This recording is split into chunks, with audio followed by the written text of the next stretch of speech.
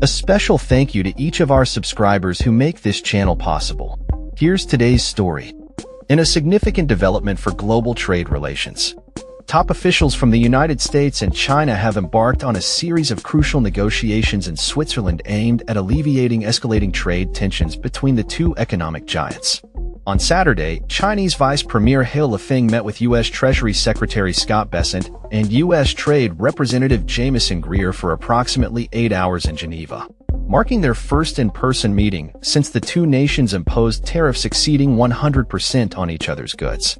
The discussions, held at the residence of Switzerland's ambassador to the United Nations, concluded without any public statements from either side regarding the outcomes or progress made toward lowering the substantial tariffs that have strained bilateral trade. The talks were prompted by a series of trade disputes initiated by U.S. President Donald Trump's tariff policies beginning in February, which have led to retaliatory measures from China, effectively bringing nearly $600 billion in annual trade to a standstill. The ongoing trade war has disrupted supply chains, unsettled financial markets, and raised concerns about a potential global economic downturn. The location of the negotiations, a historically significant diplomatic hub, was kept under wraps until the meetings commenced. Observers noted the contrasting atmospheres as U.S. officials, including Bessent and Greer, were seen leaving their hotel with smiles, dressed in red ties adorned with American flags, while the Chinese delegation arrived in tinted Mercedes vans. The U.S. aims to address its $295 billion trade deficit with China and is urging Chinese officials to adopt a more consumption-oriented economic model, which would necessitate sensitive domestic reforms. Conversely, Chinese authorities have pushed back against perceived external pressures, advocating for the United States to lower tariffs, specify desired purchases, and recognize China as an equal partner in international trade. In a commentary published by China's official Xinhua news agency, the organization criticized the U.S. for what it termed the reckless abuse of tariffs that has destabilized the global economic landscape. However, it also recognized the ongoing negotiations as a positive and necessary step toward resolving differences and preventing further escalation.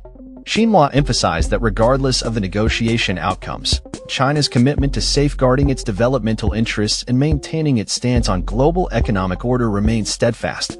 With an atmosphere of mutual distrust, both parties are keen to avoid appearing weak in the face of mounting pressures. Economic analysts express skepticism regarding the likelihood of a breakthrough, especially after President Trump suggested that an 80% tariff on Chinese goods seems right, hinting at an alternative to the current 145% levies imposed on imports from China.